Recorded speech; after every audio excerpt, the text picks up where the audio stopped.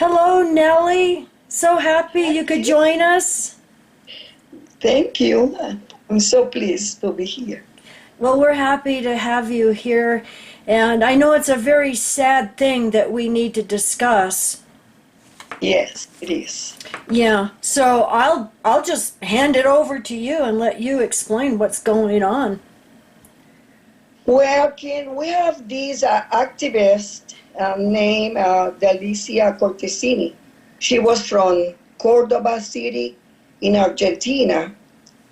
And I really don't know if she was this fellowship or if she sent her DS letter. But I know that she started, she was out of the organization, and she immediately started the activism very, very, she was doing it very hard. Let me tell you, she was always going and always, ready to go and talk to everyone and everywhere. But she had two kids. She has a son and a daughter, her son an elder. And her daughter used to live with her, because she's a single mother, used to live with her and a daughter that she has until, she used to live with her until she was out of the organization. So she left and they started the journey very, very badly. They had, I believe that she had a daughter and the son has two kids, two sons, and she couldn't see them. She wasn't allowed to see them, to talk to their grandkids. It was very sad. She was always doing audio, sending to everyone. She was talking about the Australian Royal Commission. She was talking about CSA cases, She was very, very into activism because she was suffering. And the thing is that they say that Cordoba is one of the, where the JWs, it's a big community there. It's a big community of JWs. So to make it worse, she was living beside the Kingdom Hall. Oh, yeah. So it was bad. But she was brave. She used to put one of those big poster that she did it herself. She was standing beside it, and she was telling everyone. She was, denouncing what they were doing. But I believe that she was very, very, she was abused by her kids after she got out.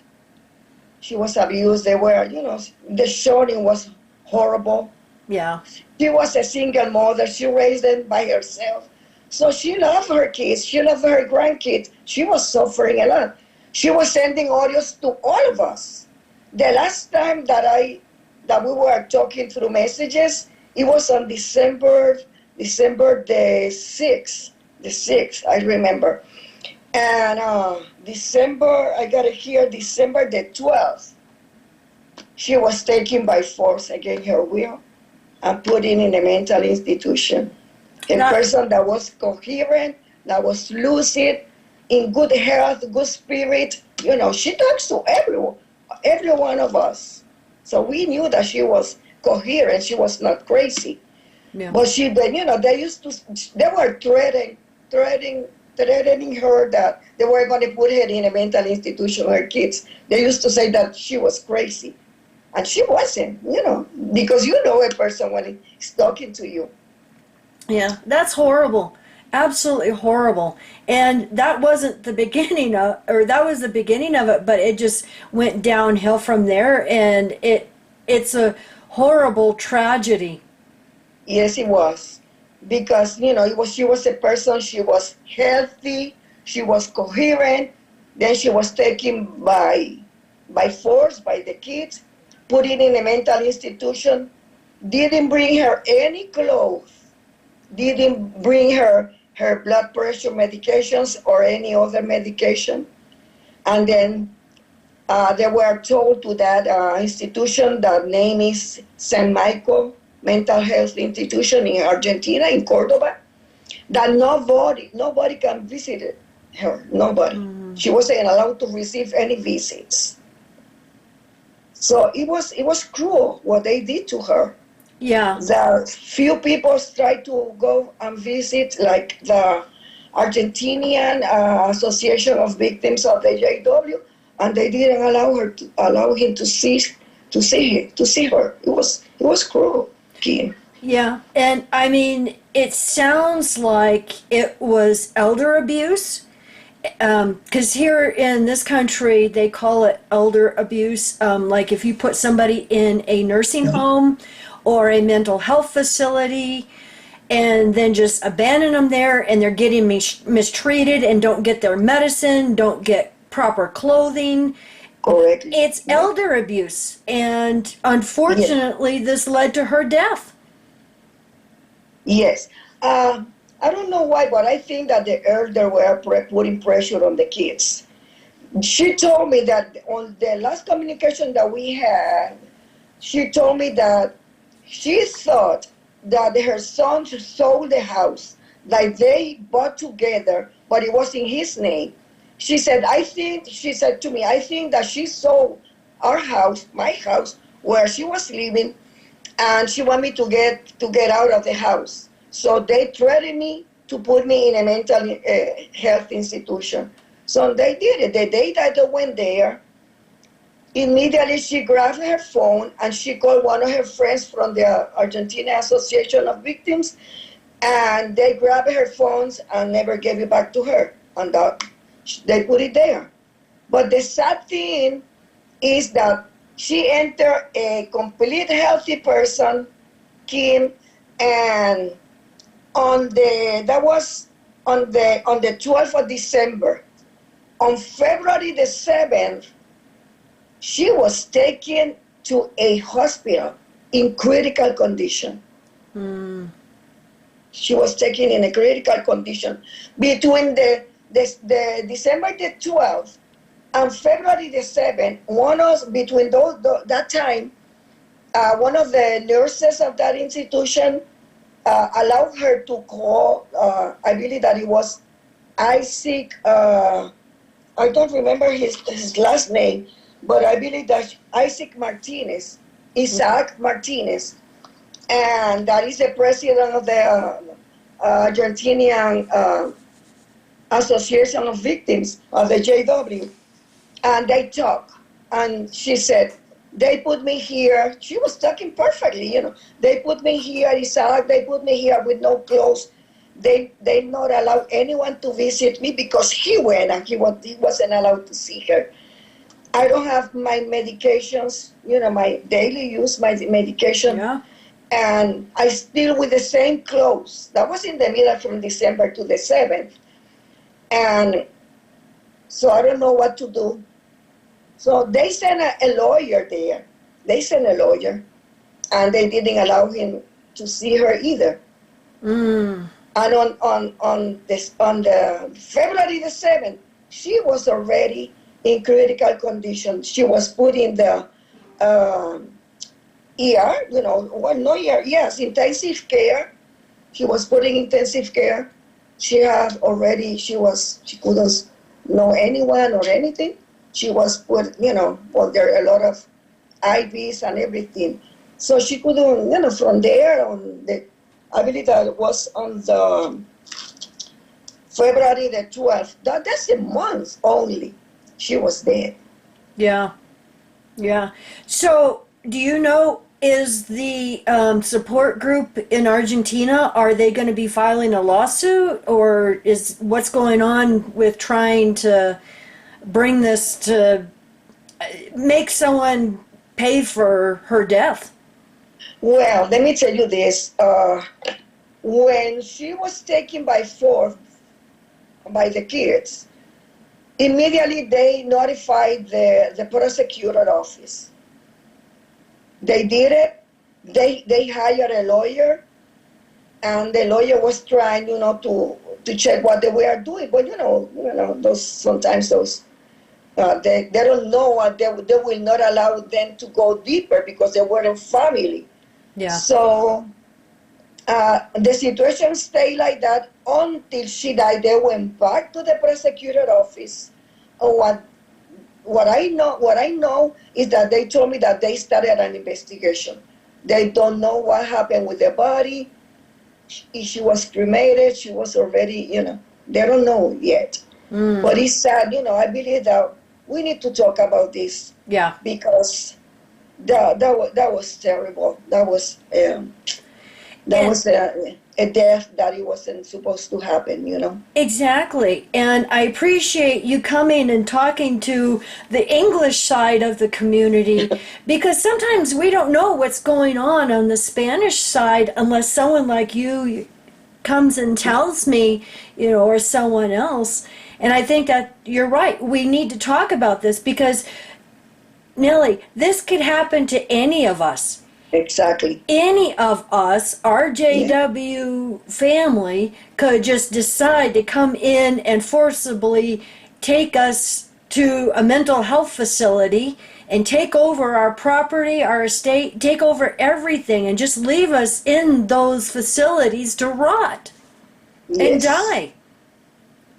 It is so sad. I cried so much. Everyone was so sad because she was friends of all of us. She was sending, the last thing she said, she sent me an audio and she said, please, Nelly, send it to everyone you can.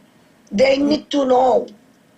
Yeah. So, it's sad that these things continue happening, especially in our countries, Spanish countries, and the English community doesn't know anything. We need to talk. We need to talk about that because, like you said, it happened to anyone. It can happen to anyone. It's sad that they continue doing these abuses. Yeah, exactly.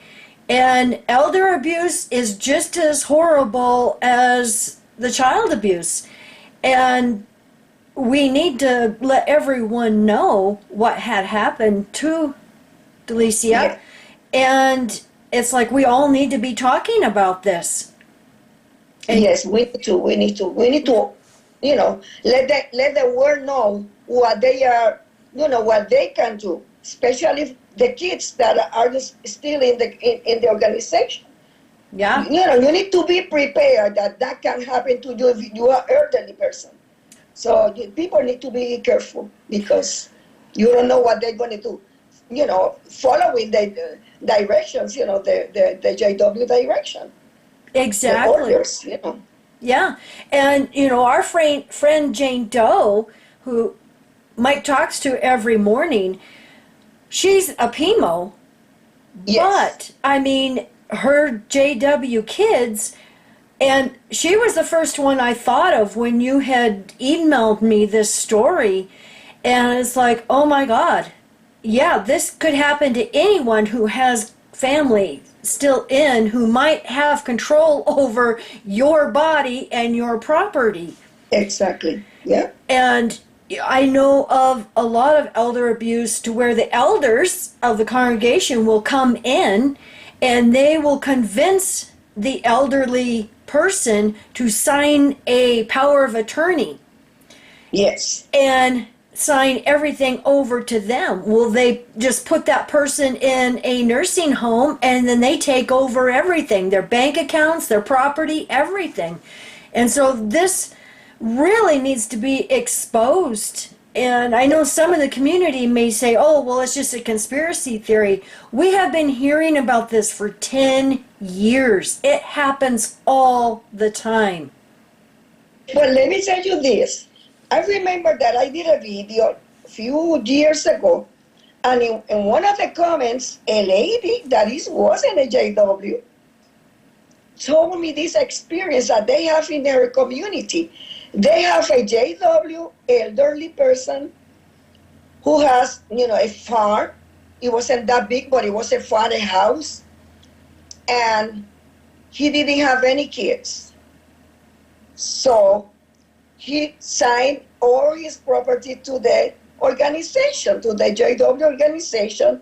He died alone there. They called the Kingdom Hall and the elders to take care of the body. That wasn't the neighbors. They were there to the Kingdom Hall and told the elders that he died there by himself, and the body was still there. So they said, so we cannot do anything. So, you know what, the neighbors, had to buy everything to make a funeral for him. Nobody did anything. Wow. She told me that. That was a lady that she was in a JW. See? And they just are after the money. They just want the money and the property. Yes. Right now, I was watching a video that somebody sent me. This is an active elder in one of these Hispanic countries, I don't remember. And he was asking for money, Kim. He was asking for money because he needed a kidney transplant. And he says, if I stay on the list, I will not make it. And he wanted to leave. So he was asking how when an account so he can bet, people can send him some money because he says, I'm going to buy the kidney on, outside.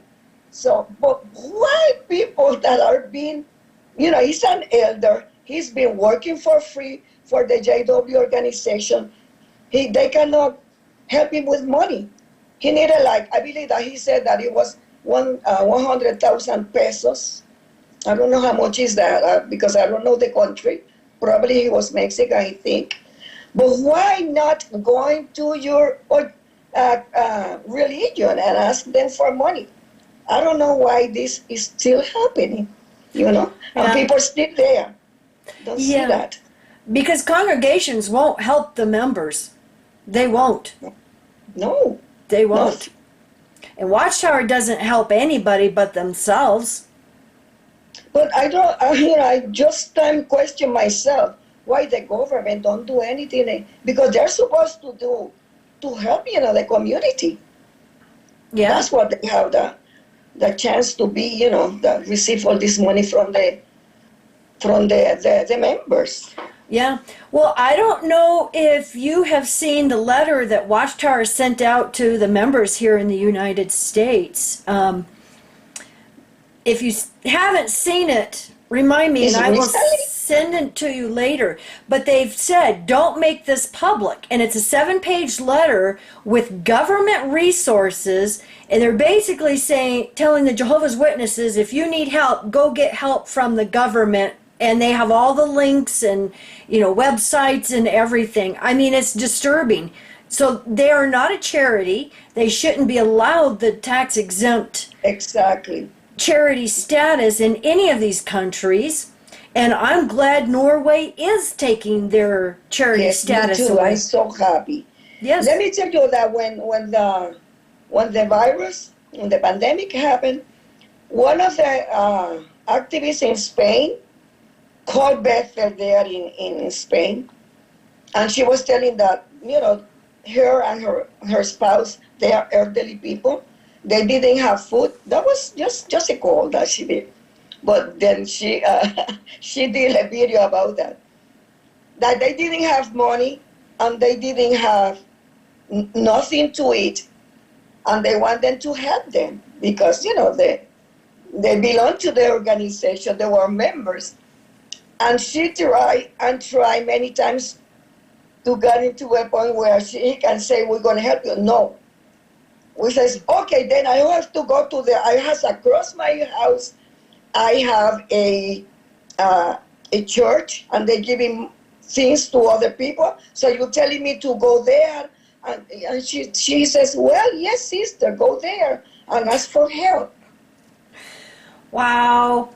Well, in Arizona, there was a time when our daughter was young that Mike didn't make very much money working in the rental yard.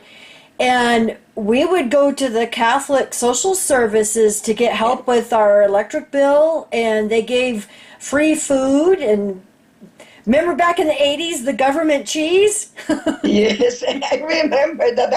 It was delicious, though. Yes, it was. Yes, it was. But yeah, Watchtower, they don't do anything to help the members. No. And I have seen so many times where poor JWs won't get any help. They won't even get a call from anyone in the congregation.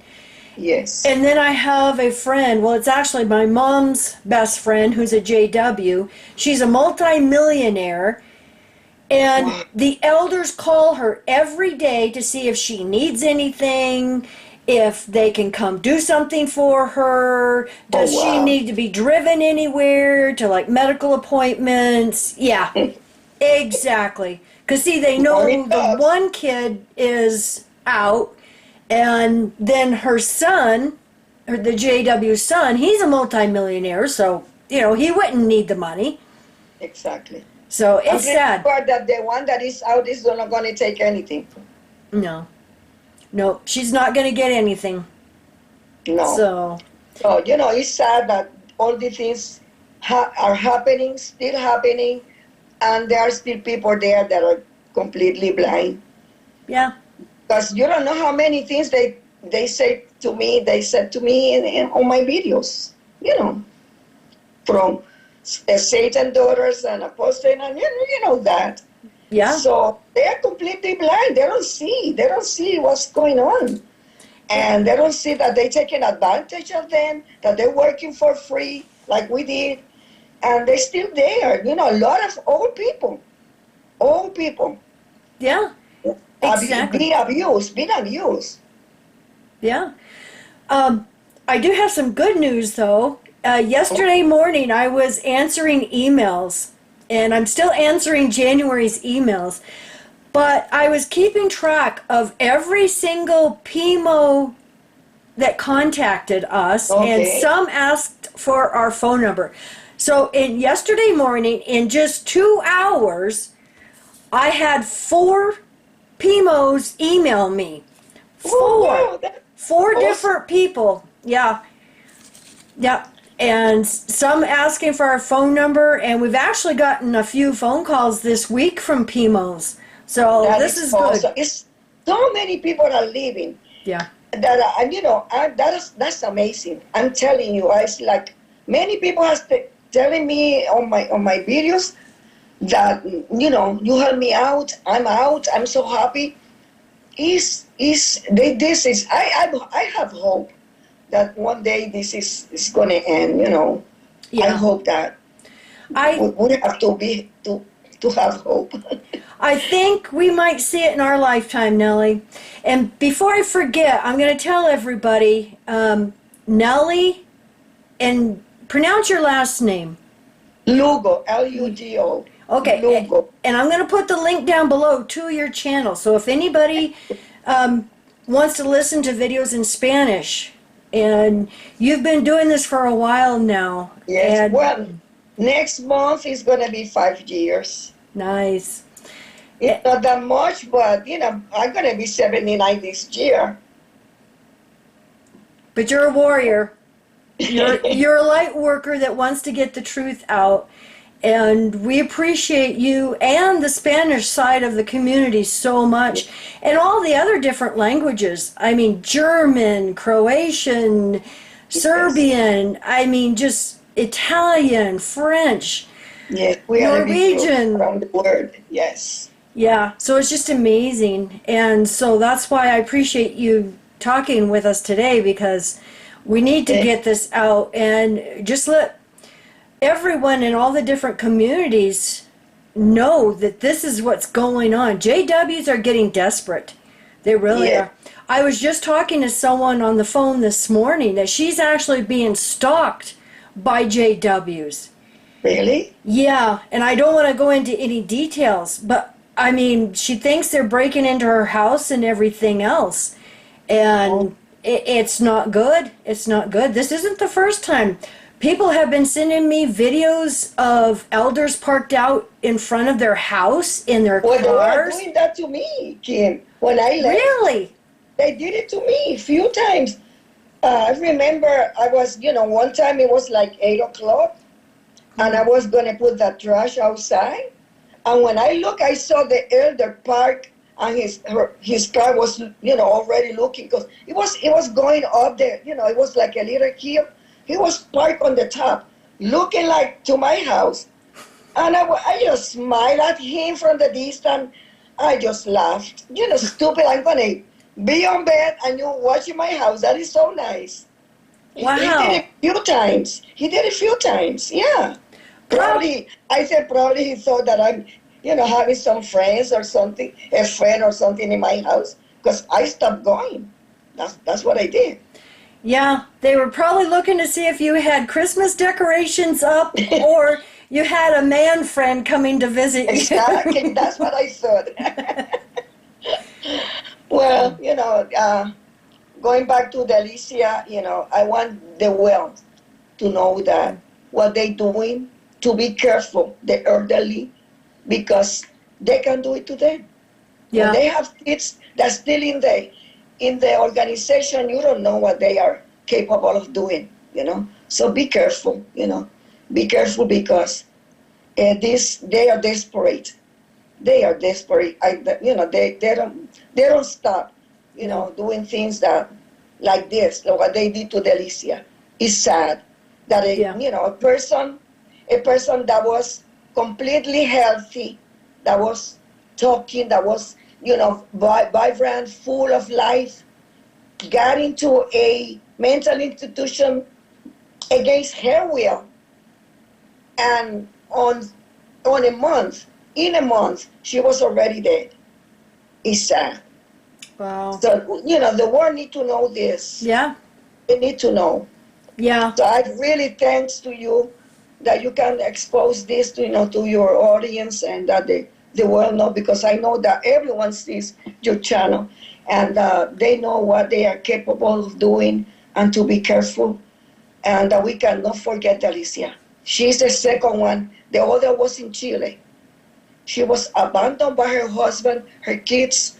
She had cancer, but then the cancer came back, and then she had the COVID, and she died by herself, only being taken care of by the neighbors.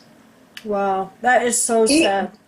yeah, her name was Elga Freire, and she died like 2 years ago, Mm, being left alone by her family, that's so with sad. with nothing. Yes. But we need to. She was a hero. Let me tell you, she was the same thing that like Delicia. She was telling everyone what they were doing to her, what this organization is capable of doing. So I'm so glad that we have you and other activists that are always there, giving the information on time. So we, the Hispanic, and I immediately that I see or what you says there, I go on a video because they need to know. Yeah. And really, I thanks to you and Mikey because you are always on the top. Well, thank you. I appreciate it. And thank you for all the work and others are doing too. And thank Yeah. you for contacting me and letting me know what was going on. Like I said, it's difficult for me to watch videos in other languages because sometimes YouTube doesn't have the subtitles to a Yes. video. And so I appreciate. And my English is pretty poor, but I guess you understood everything I said. Oh, your English is great. Your English is fine. I mean, English is my mother tongue, and sometimes I can't even get the correct words out. So, But thank you, Kim, and say hi to Mikey and the kids. My okay. love to you guys. Okay, yes. So, thank you, Nellie, so much for joining us, and we appreciate you sharing what happened to Delicia with all of us. And I think we all need to talk about this. And no, it's not a conspiracy theory, and it's not rumors. That This happened. happened. This happened. Sadly, it happened. Thanks to you, Kim. Thanks to you. Thanks to you too, Nellie. Love you. Love you too. Bye-bye. Bye.